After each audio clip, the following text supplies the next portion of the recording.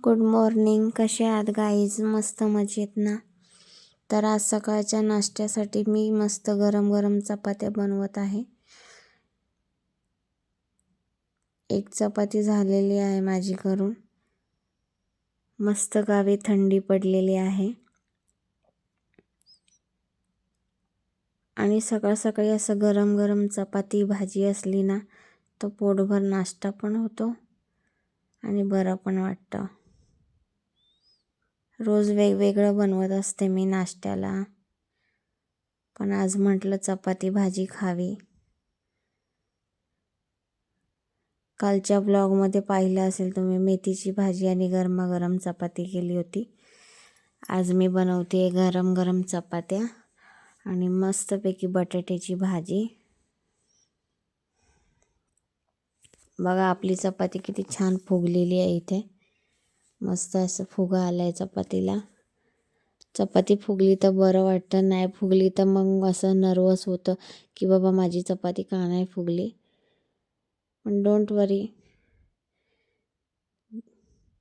ज्यांच्या फुगत नसेल त्यांनी मला सांगा, मी त्यांना ट्रिक नक्की सांगेन. माझ्या पण अगोदर चपात्या फुगत नव्हत्या आणि अशा वातड व्हायच्या, नरम राहत नव्हत्या.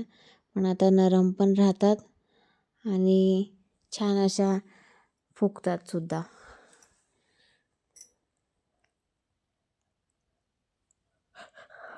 आता बटाट्याची भाजी बनवायला घेत आहे.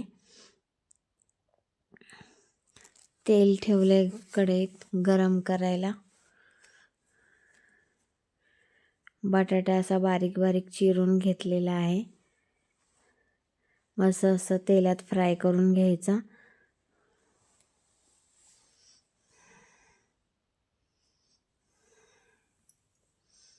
थोडंसं असं मीठ टाकायचं वरून. असं परतलेलं, मला बटाटा हवा म्हणजे बटाटाच मला खूप आवडतो. छान असं परतून घ्यायचा तेलामध्ये. छोटे छोटे स्लाइस करून घ्यायचे. असं मस्त 5 ते 2-3 मिनटं छान असा परतायचा. छान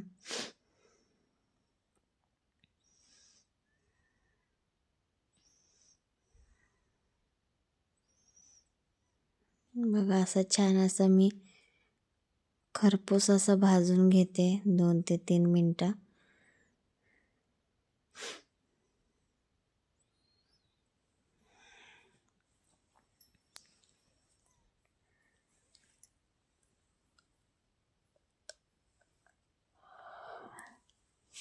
खरं तर स्वयंपाकाचा खूप कंटाळा येतो आजकाल, पण काय करावा, पोटासाठी केलंच पाहिजे.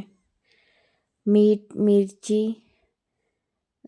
मीठ आहे, गरम मसाला आहे, हळद आहे आणि घरची चटणी आहे. सर्व एकत्र करून मी टाकलेलं आहे याच्यामध्ये.